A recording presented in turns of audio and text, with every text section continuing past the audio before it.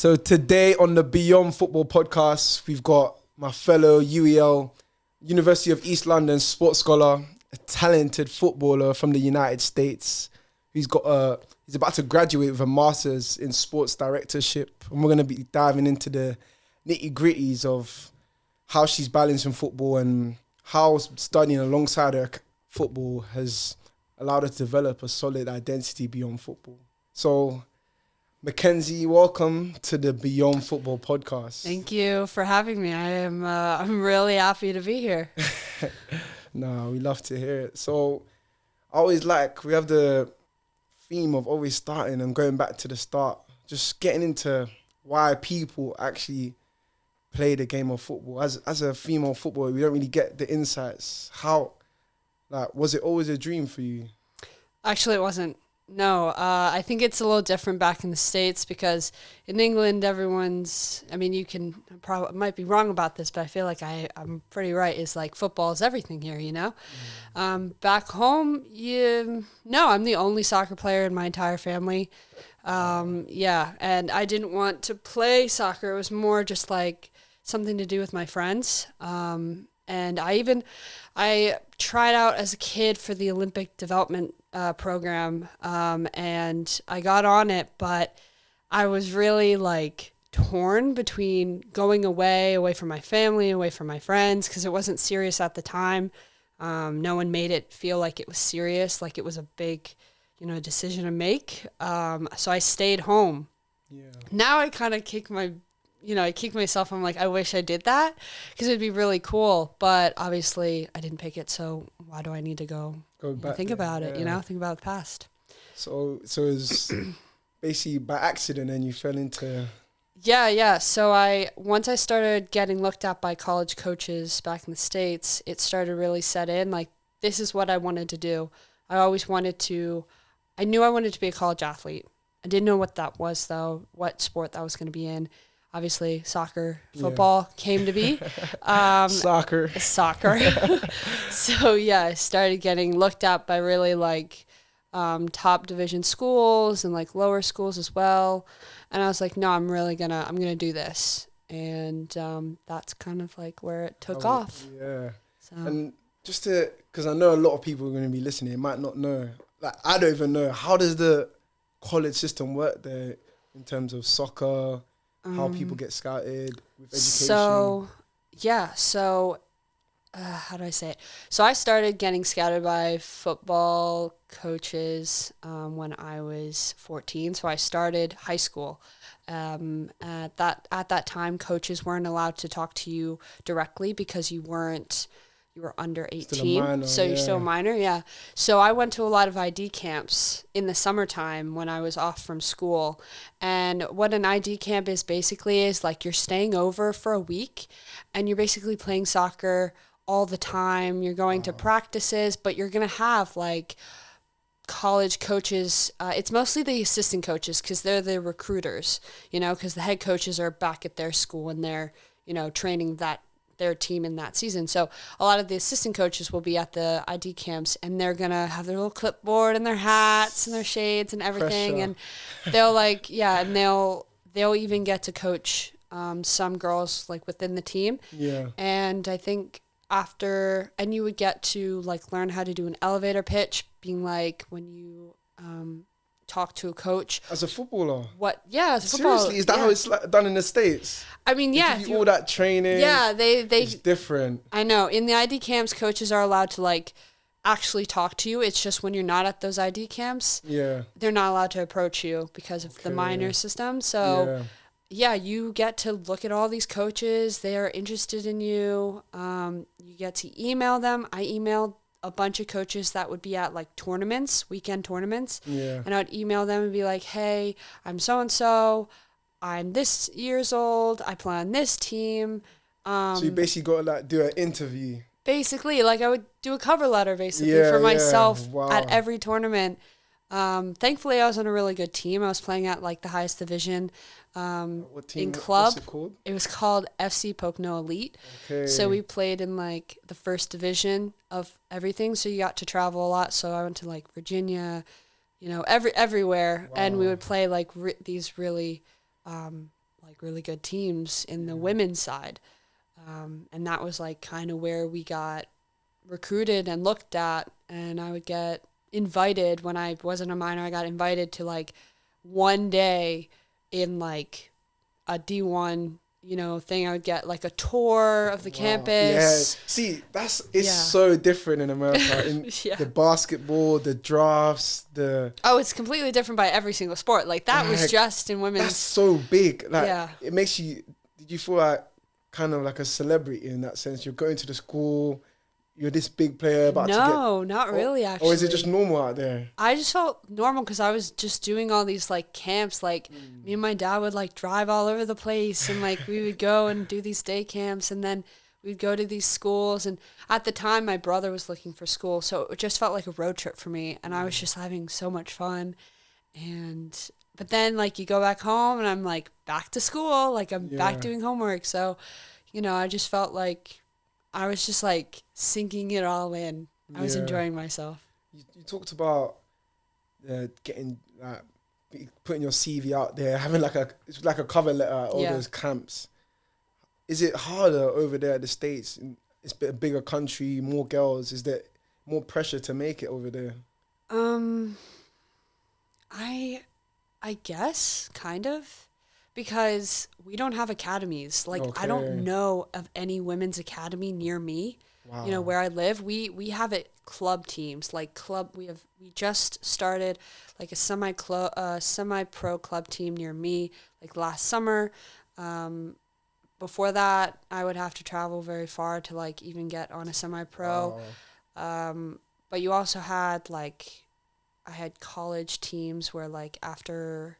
I would leave from college. I would go on the college teams and play against other girls that were in college. So during the summertime when we didn't have any school, so that would like keep us in shape and like game ready and like. So I think that it was just like a little different because we just don't have academy. So you had to figure out like you had to make sure you were on a club team. Yeah. You had to, make sure that you were if you wanted to do it. Just go and talk to a coach, like email them, all that stuff. Yeah. Do you feel like that's made you more resilient, not going through the academy system? Because you see, especially in this country where boys, they go through the academy system at a young age, they're not able to have those different experiences. Wild to me. It's wild. What's wild? I think it's crazy. Okay, this is just me, and it might just be my Americanism like coming out. But I think it's wild that once you see potential, they could be like five or six or something, and you just put them in an academy. Or like they go pro at like 17 or 18, and like you can't do that in the States. Like, why not? I don't know. I think it's more like because you're young, and they have more protection over there. Yeah, so like if you wanted to basketball, for instance, I know basketball is really big here. So basketball, you would have to go to college first, be there for a year, and then you were able to go pro. Yeah. And you just need to have a year under, just to go pro. Wow. College is like, I think American football is probably the same. But once they go pro, they're gone. They're gone. They're gone. They're gone. They get picked billions. Up, and it's like amazing. It's crazy how much money they have. Yeah. They put it so much into them. But nah, you were saying I cut you off there. Sorry, what was I saying? You were speaking about the difference between the academy system here and the fact that they don't do that over in the States. No, they just started not started, but like, we don't have any academy for women, but we have like the CNL, which is like a league, or like the ODP, which is the Olympic Development Program. The ECL, I think, is like East Coast Soccer League, or National League, East Coast National League. That's big. That's like really big. That's, I think, our earliest girl that just got into the NWSL, which is the National Women's Soccer League in the States, which is like it's like tier 1 here. Yeah. It's like the league. The best league, yes. Okay. All of our national team players are in that league. Wow. Okay. She was like right out of high school. everyone I know were like, no way, like she's not old enough to No, go, see, and wait. like all that stuff. High school, college, I ain't got a Scooby. Gonna have Okay. So high school is like 14 to 18. Okay. College and university are one thing. Okay? So it Okay. just depends on like if someone asks you, so what college are you going to? Yeah, And you would say, oh, I go to Harvard University. So it's like the same thing. Yeah. And that's from like 18 to 22. You go for 4 Okay. years. I feel like I don't want to go too into it, but like that's a rough draft. I get the gist of what it. it So is. she got drafted right out of high school. Right out of high school, which is probably like normal for like you Over- guys, yeah. but like for us, we're like, she's too young. Like she needs like she's like playing in club, but she doesn't know what it's like. It's a different pace. It's a different style going right into the draft, right into, you know, professional. Like, Yeah. but she's doing really well. So I guess like it's fine. Yeah. Sometimes pressure's a privilege if you're old enough. And mature enough to handle it. Yeah. Yeah. Why I was wondering, why do you think the States have more protection over, you know, getting good grades over playing football at young? Is it because football's bigger over here? I guess, yeah, maybe. I mean, we have so many different sports. Okay, yeah, football's not the biggest. It's not at It's all. not. It's not at all. We got American football, baseball, basketball, hockey.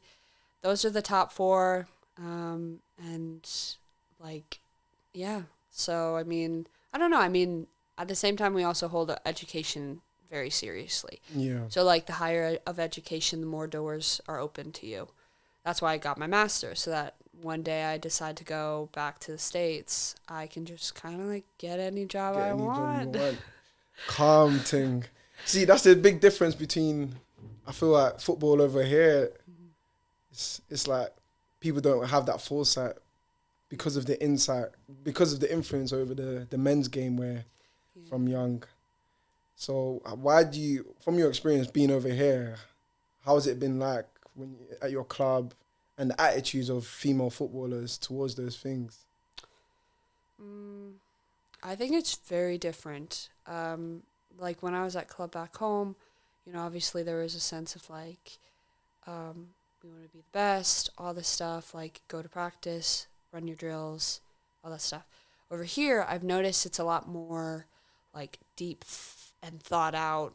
And you guys have been doing it so much longer than us. I just feel like everything is thought out. And What do you mean by that? oh, I don't even know. Like The drills, everything, like they think 10 years in advance, I feel okay. like, because you guys, like if someone is really good at football, they're just like, okay, what can we do to make you professional? Like, yeah. you know, like it's more like if you're good at this, Just do that. just do it, live that life, do all that stuff. They have so much like opportunities. However, like there's so many tiers, Yeah. like so many tiers in England, yeah. and I'm just shocked. Like it's just like too much for me sometimes. Like to I'm in comprehend, a club. It's quite mad hearing that perspective, because over here it's so normal. So from the outside, it's when you actually look at the bigger picture, it's actually crazy. The Being an outside looking in. the percentages, the reality behind it is crazy. I know. I sometimes like when I go to practice, I think I think differently than I would. I'm a little more like I have to do good. I have to do good because like just by the smallest thing, you know, I feel like people get really like angry or something. Yeah. Like I just feel like I have to be good at every single practice and I have to be like my one fear getting ready to come over here, like to play uni and stuff, was, oh, am I going to be like technically good? Good enough. Because in the States, we're physically, like we are all about physicality and being strong and big. And we are in the weight room, and like when we're in the off season, we max out like 3 times a year, and we play games during that time. And here it's more like quick and fast and agility. It's and different, yeah. I was scared because I'm like, oh, am I gonna be too slow, or like am and I was like, no, just like keep an open mind, calm down. Yeah. So what was the difference when you end up coming here? Yeah, it's still like they're very quick. Yeah. They're still very quick. I mean, they're just the way people do things differently. Like if you have an injury, they're okay with it. Like the seasons are longer, which I love having a long season. Yeah. Like back home, it's like 3 months, and you work for 3 months to then play for 3 months, and it's like everything. Like I've got a friend who I played with at West Ham. Yeah, he went over to Duke.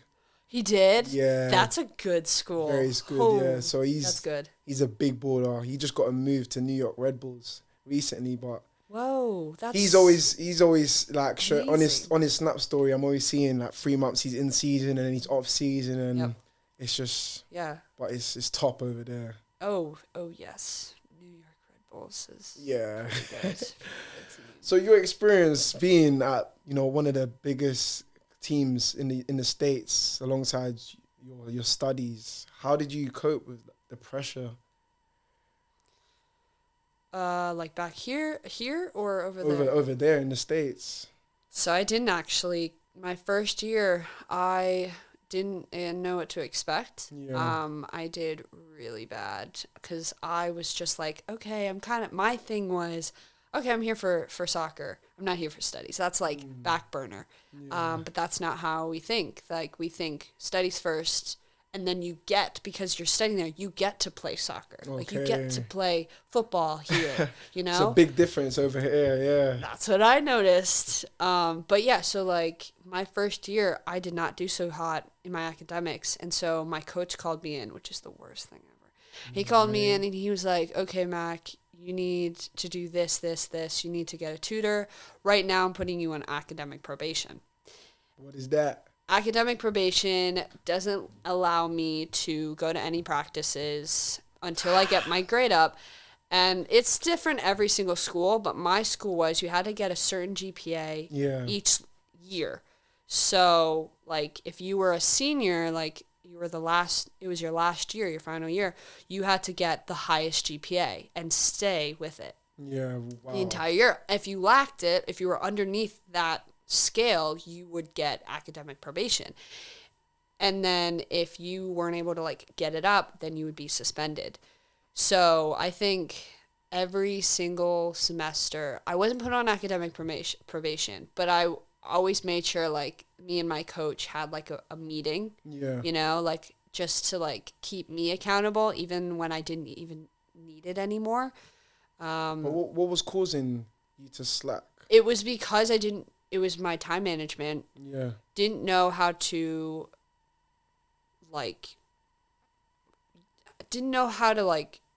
study but also play soccer, because I would play soccer all the time. Like I would think it, I would, instead of studying or like doing this assessment or something, I would, if someone texted me like, hey, you want to play pickup? Yeah, let's play pickup right now. Let's go. I would like do papers. I would start at 3 a.m. and I would walk to class, or I would finish at 8 a.m., walk to class because I had class at like 8:15 or something, and I would like staple it and hand it and be like, done. And that was like my first year where I was just like trying to figure out how to balance being a student athlete, because there's so much. I also had to go to like lifts, twice a week. We had practice every single day, and so I had to make sure like whatever time I had between my classes, I would have to like do my homework. Do your work. That's intense. Yeah, but COVID hit, and then I was like fine, and I got GPAs, and like I could figure out. I was getting older, I was getting more mature. Yeah. I kind of like knew what I needed to do. And I think once I figured it out, I was like, whoa, I have so much more free time now. And so because I actually did it. What was the thing that helped get that pin drop where you're like, wow? It was more like, I have to get my assignments done. Okay. I have to do this, like, this is top priority. Okay? Do the hard stuff first, go have fun later. Wow. What a mindset to have. That's and once I did that, I did the hard stuff, and I did things I didn't want to do, and I realized I have so much time, like, I could play pickup whenever I wanted, I could. When you say pick up, what's pick up like? Pick up is like we would go down to the field, and a lot of the men's football team and a lot of the women's football team would just make teams, and we'd play pick up. No way, that is so lit. Yeah, and we would. That's like in the movies. Oh man. Yeah. Like sometimes some of us would like do this in between class. Like we always had our backpacks with us. Yeah. And some of us, I didn't have classes. Like I think I had class Tuesdays, Thursdays only. And so those Monday, Wednesday, Fridays, anyone that wanted to pick up, I was like, yeah, I'm down. Let's go. Like I could go as long as possible. Like some days we would like out play for pick hours. up. Nah, We'd play I would pick be up, there. go to the cafeteria, then we'd go back. See, I think everyone from the UK or something always has a little dream of going, because the way they make it look in High School Musical, everything. It is not you the guys, same. You guys have too much fun. We do have fun. That is so lit. Yeah, like my neighbors were like were part of the men's football team, and we were living like off campus, on campus housing, and I just remember they would be in the backyard playing. Pickups. Keep ups or something. Yeah, call it two touch. Yeah. So they'd be doing that in the backyard, and I would like open my window and be like, "Can I join you?" And like we would like run over and we'd like play like all this stuff, and then we'd be like, "Hey, like let's go at like after we eat dinner, let's go to the field, and play whatever," and then that was more off season, but on season.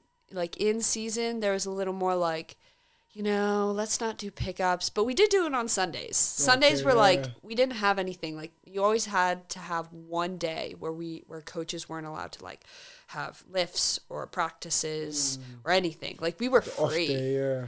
And so I would go to church, and then after church, I would go and kick around for a bit, whether that was me working on my own thing or me and my friends working on something that we wanted to work on for Monday, or like the game on Wednesday, or recovery, or just playing pickup. It was like my day to do whatever I wanted to do. That I was in control. Recovery. I could have just done recovery. Like I could have just rolled out, chilled, read, gone to the like ice bath or something. Like done anything. That first year you spoke about falling behind, trying to find the balance between being a student athlete. Yeah. Do you think you had to go through that in order to become the student athlete you are now?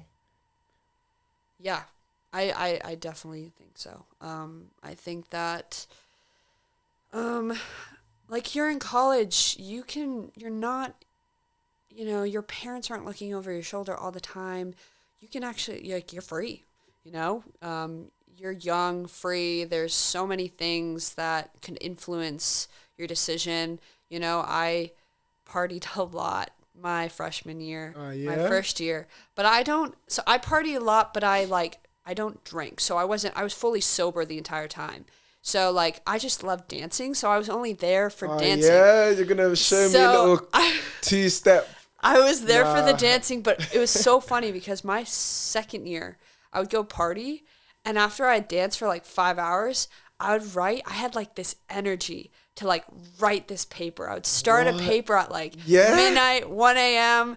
I was like, I had my creative juices flowing. So like That's when I know, it was so weird. Like I would go to the party, I would take a shower, I would stretch. I was stretched because I noticed that my Achilles and the bottoms of my feet hurt the next day. So I started stretching.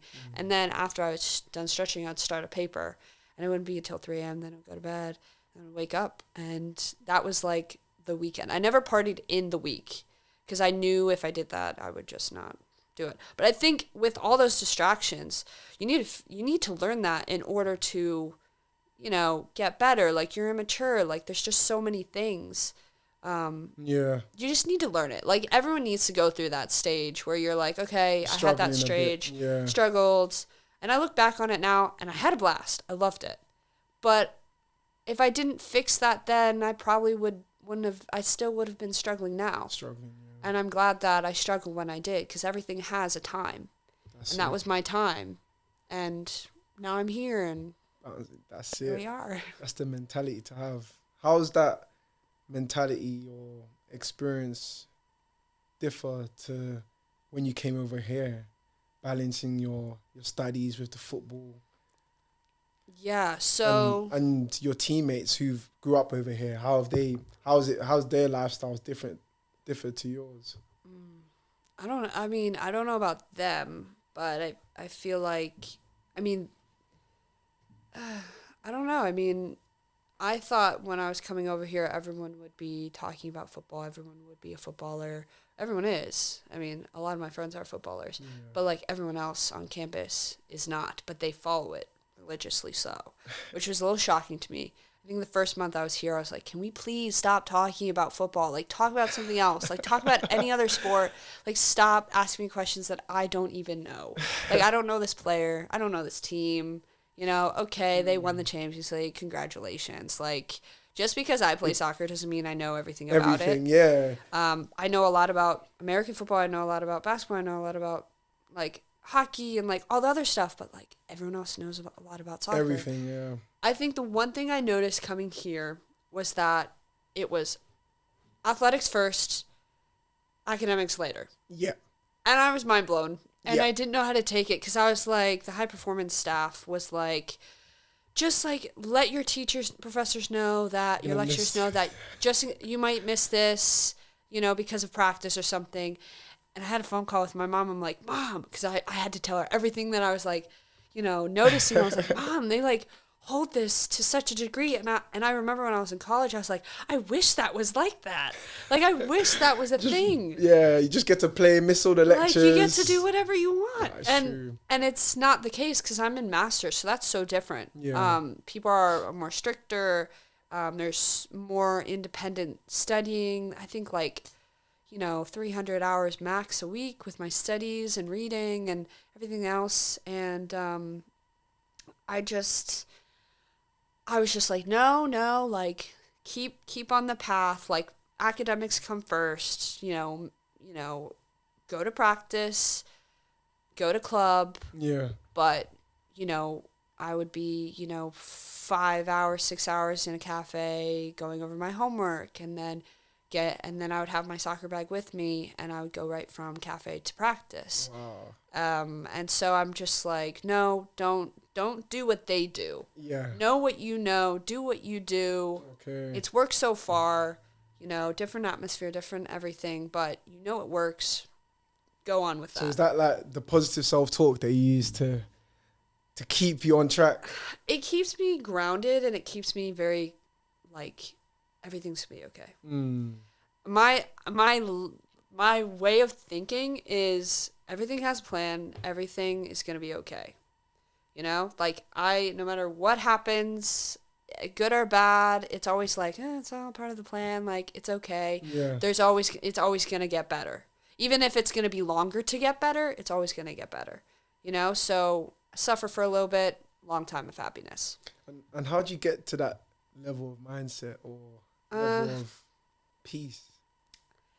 Took me a long time. I think just because like where I grew up, like who I grew up with, like my parents just taught me about like having values and, you know, just like always working on your character and who you are as a person and how you treat others, especially if they're not your friends, you know, just other people. And it's more just like, you know, they taught me to just be positive and have resilience. And they were both coaches.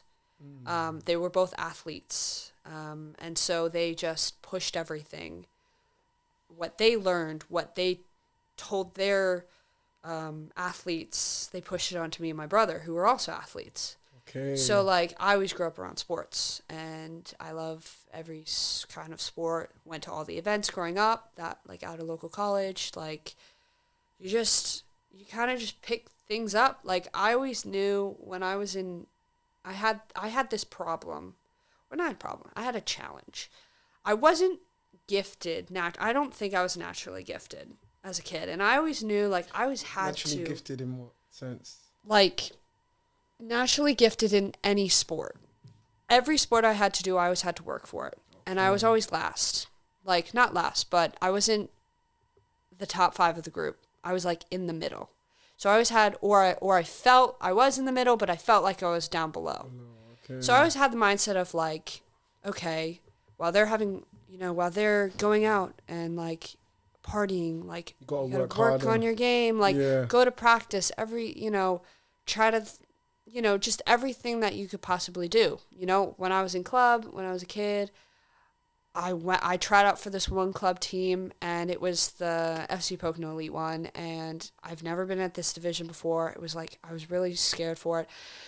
I was not technically or mentally there. Like, they were so high. I remember going home, and my dad drove me, and I cried all the way home. Wow. And I'm like, I did not do good. I'm not going to make it on this team, all this stuff, because I really felt like I did terrible. And when I was in high school, I was part of the varsity team and the second team. So I was actually in both teams. But I was like, I want to be in the first team. So there's the same thing, I'm like, oh, I'm not going to do it. But, by the last 2 years of high school, I was playing varsity. Then in college, made varsity, started, and then I wasn't. Second year, didn't play once. And then the last 2 years, I was playing varsity, started every game, all that stuff. So I noticed there was a routine, and I'm okay with that because I've learned to persevere. Like, I've learned perseverance the hard way. And I find that, like, it's beautiful, fun and challenging. It is. Like, I can really empathize with that. Yeah? The way you said, I would say I had a little bit of talent as a goalkeeper, a little bit, but in this country, I moved here when I was younger. I came into the academy system quite late. Okay. Because in the UK, if you're not in the academy system by the ages of, I'll say, young, 13, under 12s, then it's long. So for me, I got scouted from Sunday League by Chelsea, and by the time I went in for training for the first time in with the squad, it was like completely different world. Yeah. The level of technical ability, the speed, the quality of passes, the guys I was playing, they were absolutely taking the mick out of me. So when you said about just working hard, that's what I've had to do in order to get to the level I'm at, technically catch up with those guys. And it builds that resilience. Because if I didn't go through that now, I wouldn't be as hungry to keep pushing, to keep going. As they said, one thing they banged on back then at Chelsea was hard work beats talent when talent doesn't work hard. And it's facts, and it's something that you can take into every aspect of life. Yeah. Would you say that, now, because you worked hard, are you not comfortable, but like, are you like facing these challenges a little better? Like, yeah, definitely. I feel like if I hadn't experienced that, then there's no growth. I always think back then I was so raw as a goalkeeper. I could just boot the ball far, but just no technique. Normally people do the side volley, the way I can do it now, but back then I could not do that. When I was trying to do that, I kept failing, kept tossing the ball up too high, kept doing it wrong, didn't have the right footwork or hand position, everything. But every time I felt, I used to beat up myself so badly. And I had a serious problem when I was younger because as a goalkeeper, I hated conceding. It's the worst. It's your job. Yeah. So of course you would hate that. Yeah, but it's the worst position to be if you don't like making mistakes, if you're kind of a bit of a perfectionist, because ultimately you're always gonna end up conceding. And so for me, after I used to fail, I used to beat myself up, and that would affect the next thing I done, affect my whole, on the way home when I'm driving back, I'll just be thinking, I made that mistake. And because of the culture in football over here, it's demanding. Back then, under 13s, if you're getting nutmeg or you did a bad pass in training where your team lost, all the guys are getting onto you. In the change room, they're getting onto you. There's pressure, and then that when I was internalizing that, it fueled me. But But thankfully, I was able to, with the guidance of my parents, I was able to navigate that and make it fuel me correctly to keep pushing or do those extra sessions, do those different things to keep going on. But looking back on it now, I'm grateful because those times when I was failing, it was all those steps in the process of just refining it, getting better and better each time. So now where those fine skills, I consider myself to be a high level performer in those different areas. So it was... Yeah, I love... I was thinking when you were talking, I was like, yeah, it wasn't shutting you down, it was waking you up. And I think that my brother said something that has always stuck with me. And he was like, Mac, it's such a basic thing, but it's so hard to enjoy the process.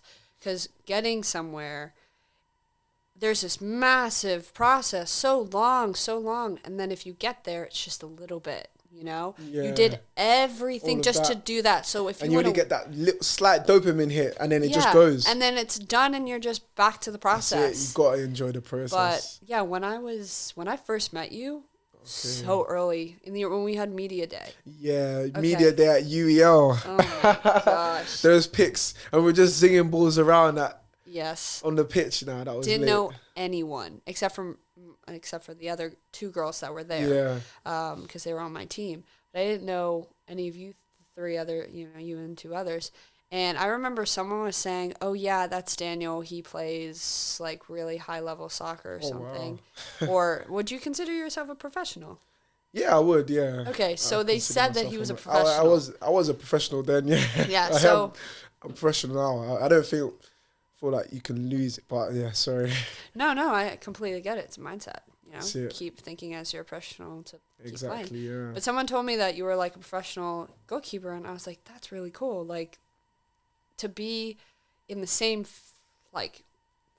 fields, same like stuff. No, but I'm just like, I don't know. Yeah. People like if you're good, you go and play professional because there's such a big gap. Yeah. But here, I'm surrounded by all these really good athletes.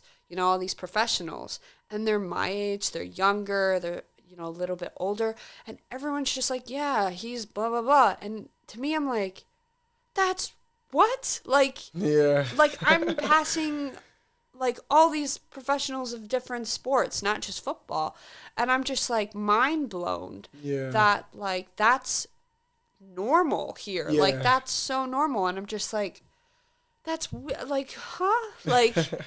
Yeah, so when I was like, oh, that's really cool. Like, I'm glad that I was able to, like, be in this, like, media thing with him and, like, all that stuff. And then I realized I don't even know if you played on the team. Like, did you play on the men's team? No. So my deal, I joined UEL when I was at West Ham. So the deal was with the high performance team that I would be able to do my football commitments at West Ham, at my different teams. Yeah. And not have to play for the men's team. Yeah. Yeah, and I know they were the coach there, RG. He was pushing for me to play on there, but because I'm trying to play at the highest level. So that's it. I've noticed uni is not the best thing here. It's more just like club.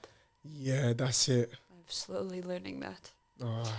I mean, I felt like I was playing in club. Like when I was in uni, I felt like I was not playing at a high level. Yeah. And that might just mean because the university level isn't as serious as it is home. So. Yeah. You spoke about the religiosity of football over here.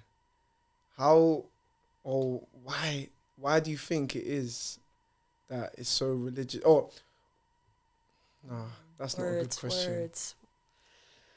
What you're saying, like, why you guys focus just on football? Or? Yeah, from in your experience around female footballers at UEL, is it that same level of religiosity? The fans, everything? No, not at all. I think I played... This is the first time I've ever played where there was, like, no one in the stands. Mm. And I just was like, is this really a game? Like, I feel like we're just playing, a practice team or something. Yeah. I think I was playing with a lot of younger girls. Since I was in my master's, everyone else was in their undergrad. And going to university and college, since you have two different things here, it's so... The age gap, there are a lot of people that go into, was it university? That's the second one, Yeah. right? University at a young age. Not everyone goes around the same time. And so no crowds, big gap in age, big maturity level difference between like my other teammates. Some were not, they weren't planning on going professional.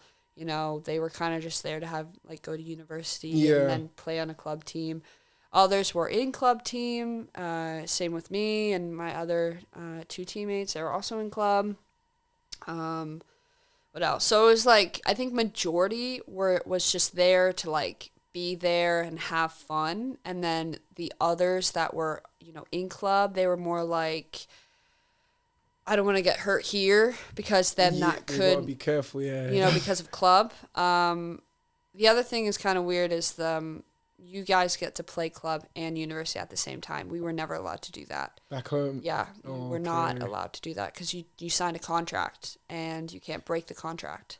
So you have to sign a contract with your university? So when you get recruited, you sign a contract, you know, because for athletics, there's like a certain contract, so you have to stay. It's part of the NCAAs. I kind of forget what that means. I've heard it so many times, but I just can't think of it. But it's just like, you're not allowed, you know, in you know, you spend all your time for that university. You're not allowed to play club. You're not even allowed to play like a fun league of soccer until you are done with your last year and that fall season. After that, you can play if you want. Yeah. Or if you were, I was in like a club team in the summertime. That was the only time I was able to actually play on a club team. That wasn't for university. So that's like the difference here. You're allowed to do both. I thought that was exciting because I was getting a little bored with all the free time because I'm used to having practices every single day. Yeah. We would have practice once a week, which is not enough. Then we had 2 practices, which was like, okay, we're getting there. And then when I joined a club team, I had, 3 to 4, and I only had, 2 games a week, which is fine because I was used to Wednesdays and Saturday games with, Monday, Tuesday, Thursday, Friday of all practices with a mix of like lifts, which is S&C. Yeah. So I was just like, ooh, it's a little more laid back for my liking. Yeah. And I think I unconsciously lowered my level when I started playing for club. I noticed that. It's difficult to maintain that standard. Yeah. How has studying all through alongside football influenced you from a holistic perspective? Especially sporting directorship.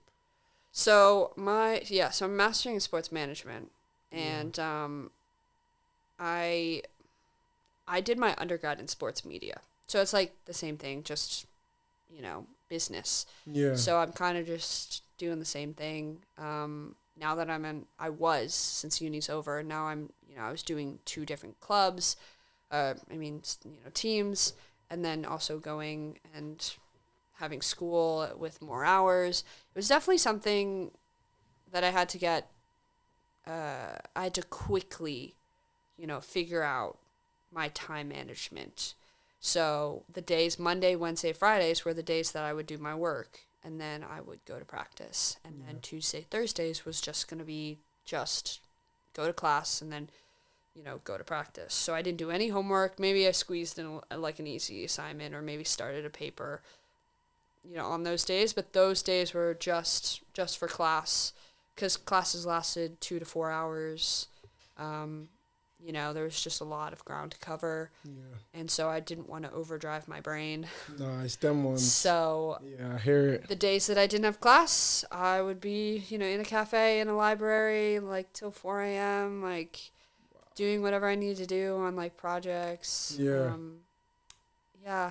That's kind of what I'm doing now. I mean, our second term has ended. This week is our last term for term 2 for me, but I still have 1 more term left in the summer. So before I graduate, masters. Wow, in September. That's top. So. I'm graduating for my undergrad this year as well. So How's I can't it wait. feel? I can't wait. Do you have 3 terms or 2? 2. So you're done. So I'm done next Wow. week. Congratulations. You finished. It's been mad. I've been at 3 different clubs throughout the 3 years of my football and university journey.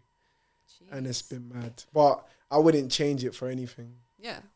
I feel like if I wasn't studying, my mental headspace and my life outlook right now, it would be so different, devastating, depressing. Such a word. Depressing because, you know, unfortunately, I've been released 3 times. Oh. So over here, when you get released, they don't offer you another contract. So I've been released 3 times from Chelsea, from West Ham, from Barnsley. And throughout those have been difficult experiences. It's like getting blows, rejection. A lot of no's. Yeah. So studying psychology with the University of East London, being a sports scholar, it's helped me stay grounded and seeing there's life beyond football, and it's kept me stimulating my brain constantly, thinking, okay, cool, understanding this, researching this, looking into other people and other careers outside of football. And yeah, currently the way I train and being navigating a non-league system over here, I wouldn't have any purpose beyond training. And I read something where it said, you know, depression or anxiety starts when people don't have something to look forward to. So studying psychology is giving me something to look forward to. Yeah. But off the back of that, I wanted to ask, through your experience from the States, playing football, studying alongside it, coming over here, still playing football, who are you beyond football? So I think growing up I was very like football this, football that, thought about it, watched it, all that stuff. Now I'm getting older. I'm realizing that there's so much more to life than what I was originally thinking of. You know, I sometimes like, I was a 2 athlete growing up. So I did soccer and something else. And I did that overlapping each other as well. And when I was 18, I was like, this is like random, but I was wanting to get into a church. True. I wanted to get into a church because that's like a thing for our family. Like my mom wanted me to get into a church, and we tried getting into one when I was younger, but I let sports, you know, I put that first because that was very important to me. But then I was like, no, it was more, instead of, okay, I have to do this, check, it was more, no, I want to do it. You know, I'm going to get into this church. I'm going to make my statement. I'm going to go to every single class, you know, after school, or I'd get late because I had to go to practice. But I made sure I showed up. I showed up. I made sure I was accountable. This is something I wanted to do. By the end of it, I was the oldest person that got into the church, because you would get into church around like 14, like right when you started high school. Yeah. I was into the church when I was 18, and my pastor at the time was like, I'm so proud of you for like, I know you have to look forward to like college and stuff, and you were going through all that at the same time. I'm also doing this. And I was like, I'm really happy about myself. Like, I did something, you know, and I figured out how to do it, and I got it done. And it's kept me grounded through college, and I, you know, also found like a college group, Bible study, you know, whatnot, all throughout college. And I don't know, I just like, faith is really important to me, and I feel like that's definitely something that I, you know, needed to do, for like alongside football and life, because everything would be scattered. I think the first 6 months I was here, I didn't go to church because I was trying to figure out how to live in a different country where I don't know anyone, and I don't know how to start. Like, I don't know how to get a club team. I don't know how to, you know, do all this stuff. Like, everything was so foreign. And I got injured 6 weeks ago with my knee, and I think God was basically saying, like, you need a break. You need this chance to do whatever you need to do. And my parents were like, my brother's like, this is your time to focus on your mental state, you know, and like make it stronger. And then my parents were all about like, you know, just keep working at it, keep recovering, keep thinking about your body, all that stuff. And I was like, I get to go to church now because all your games are on Sundays and those are during the time of church. And I've been going to church, and I realized something that I didn't realize when I wasn't going to church is I needed that to be grounded. Wow. In such like an alien country where I do know people now, I have friends and like everything, but it's just like it's hard to keep your faith when you don't have a community to back it up. And that was something that I'm not like, I think I am an athlete. I wouldn't say I'm a footballer because that's not something you'd say. Like if I was a footballer in the States, they would think I'd throw like American football. Oh, yeah. So I'm not a footballer. I just say I play soccer. I play soccer. I play soccer. I get to play soccer. Like that's an opportunity that I get that life just gives me. And I was just like, I get to go to church. I get to meet all these great people and like in their faith and everything. And, you know, I finally just get to like, it was something I realized I was unsatisfied. There was something missing. I was doing all the soccer. But, like, if you're not in your faith, nothing is adding up. And I was just like, ugh. There was a time I was playing soccer terribly, and I was very, like, not having good weeks. Not weak, but I was having bad weeks where I was just, like, mentally not good and, like, wasn't playing good when I knew I could play better. I was just like, I just need to go to church. Like, it was just something that I had to do. So I do that when I'm like on my Sundays or on Tuesday nights with like my girls' 20s and 30s group. Boy. And I read a lot and I travel like all over the place, which I can do here because I can just use a train. Back home you can't do that. You have to like drive to like see everything because I don't live in a city. I live suburban area. So in the countryside. I wouldn't say country. There's a lot of space, but like it's not like just. Oh, you live in a mansion? No, not that. Not that at all. I live in a very comfortable house. Okay. Very comfortable. Yes, I'm very comfortable at home. But yes, I just like to do a lot of things outside of soccer. Yeah. And I'm happy. Like, soccer makes me happy. I've had to work on myself mentally, physically, spiritually, nutritionally, like all that stuff, you know, to just feel content with life and to be happy playing soccer when I get to and be free with it. And I used to be really hard on myself, like really, really, really hard on myself. Now I'm not as much. So I think that's just like everything. If I'm enjoying myself out of soccer, then I'm okay with that. And then if I'm enjoying myself, soccer still brings me joy, a lot of it actually. And I want to continue as long as I can. Yeah. But it's not my end all be all anymore because there's a lot of things I can do out of it. Beyond football. Beyond soccer. Beyond soccer. Beyond football. So life has more to offer than just that one thing. And I understand some people think football is life. I understand that for some, but for others, it's okay to not want to go professional and not put that so much pressure on you. Like sometimes people think differently. Like when I lose a game, I'm not like, ugh, you know, I'm more like, we have another one. We've got another one. Like I don't get angry or like disappointed often. And what causes that? What? My anger? Or what causes that? What causes you not to get angry in those situations anymore? I just know that it's all part of the plan. Like, that's what it was. Yeah. We weren't, like, as a team, it was just not our day. You know? Like, you've got your days. You might be good at this one. You might not be. Others, you know, we could have won that, but we didn't. Yeah. You know? Like, we didn't win that. Charge it. You move on. Life moves on. You can't keep thinking about the past. Yeah. You can only control what you can control. And if I didn't have a good pass, okay, I thought about that. Let me work on it so that the next time I can make it better, you know? So it's I've had teammates yell at me being like, "Why aren't you more mad? Like, why aren't you more mad? Don't you?" A lot of people say, "You don't care." And I was like, no, I actually do. I care deeply. Yeah. But I don't show it the way you do.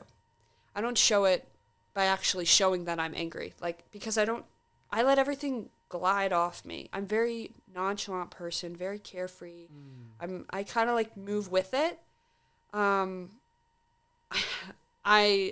not a vulnerable person, but I'm very sensitive. Yeah. You know, to things that, you know, like family. I'll always be very sensitive to family. Family is a very important thing to me. You know, even my second cousin, Yeah. he's doing amazing right now and all that stuff. So, you know, I just think differently than the rest of the crowd of the world, and I'm okay with that. I feel So that's so beautiful. It was so powerful to hear you say that as well. yeah, You're just spitting real serious gems here, and it was so great to hear you talk about your faith and how that you being grounded in your faith has helped you. Because me, I'm a man of faith as well. I believe because of the hand God has had in my life, but as well as the fact that I've done my research and found that, you know, the Bible, it is true. So, powerful book. exactly. And I found with football as well, it's completely changed. Now, if you're going through those experiences of release, rejection, injuries, setbacks, football is a world if you depend on, or if you rely on your recent performance, if you rely on whether or not you get that contract, whether or not your manager likes you, you will be so lost. You'll be so broken. So being a Christian in a football world, it gives you that sense of peace, that sense of joy, knowing that no matter what, I'm loved by God. And that's what ultimately matters. They say that people who, you know, what am I saying? I'm bugged now. I was on a roll and now I'm bugged now. He was going too deep. I was going too deep. You didn't but know. Nah. I understand, like, when I started to really think about being a Christian, I was just like, I let everything, when I was hard on myself, I was just getting the world, you know, get to me. And now I try to play with a sense of fun and, like, I get to do this. And it's a sense of, like, I want to do well every single time. And it's like, it's more towards like a higher power. For like God's I want glory. to, I want to do it That's for God's glory. Like I don't want to, I'm not playing for my friends or for my family or my parents. Like no one's like forcing me to play, you know, it's something I like. It's deeper. It's when you like start really focusing, you become a different person because the way you think is not normal in a good way. Like you think more out of this world, you know, because you're not letting the outside world and the distractions get to you because you know it's going to be okay, you know, and there's a plan for everyone. And that's it. You know, you're learning. All the challenges is a lesson, you know, and whether you like it or not, you know, and everything's taught. Amen. So It said, those who trust in the Lord will never be disappointed. It's been a real pleasure, Mac. same here. I appreciate it. But to end off, I would say, what would you say to younger female footballers who have that passion for football, who want to make it in the UK here? What would you say from your experiences? I mean, technically, I'm still a young footballer. Yeah, you are. But We are. I'd say know someone and have connections. If you know someone, that can go a long way, and then they might know someone, you know? If you want to keep playing soccer somewhere else, it's okay to feel what you're feeling. It's new, it's exciting. Follow your dreams. It's going to be hard, but in the end, it's worth it, you know? And yeah, you can be lost, but that's all part of it. keep moving forward. That's it. If you're into your faith, you know, keep trusting God. He's going to do everything, you know, for you. He's not trying to sway you or anything. But yeah, fight for what you want. It's life. It's short, you know. So That's it. keep it. Word. And what does the future hold for you? What would be your ideal career beyond football? Oh, let's see. I would like to work in a football like club. Yeah. Not sure what for. Might work in some other type of sport in their field. You know, I'm trying to get enough experience that I can go back home at some point and work at like a really top college level as their sports director, which is like someone that goes through all the sports. That's top. So I want to do that and work with. I just want to work. I definitely see you doing that. Sports and athletes. You know, I'm just. I grew up with it. Like it's something I know, and at first I didn't want to do it, but it's something that I enjoyed, and it resurfaced, and so I'm just learning every day. That's it. Nah, you definitely have all the skills, as we've seen today, and I'm gonna be praying for you that Still learning. That it comes to pass. But Mac, thank you very much for coming on the Beyond Football podcast. If you guys are listening on Spotify, make sure you guys leave a review if you guys are really enjoying this, and join us on this journey. Make sure you guys like, comment, and subscribe. Join the Beyond Football movement, where we're highlighting the importance of having that identity beyond football, and keep the faith, keep believing, and keep pushing. Let's get it. Peace. Peace.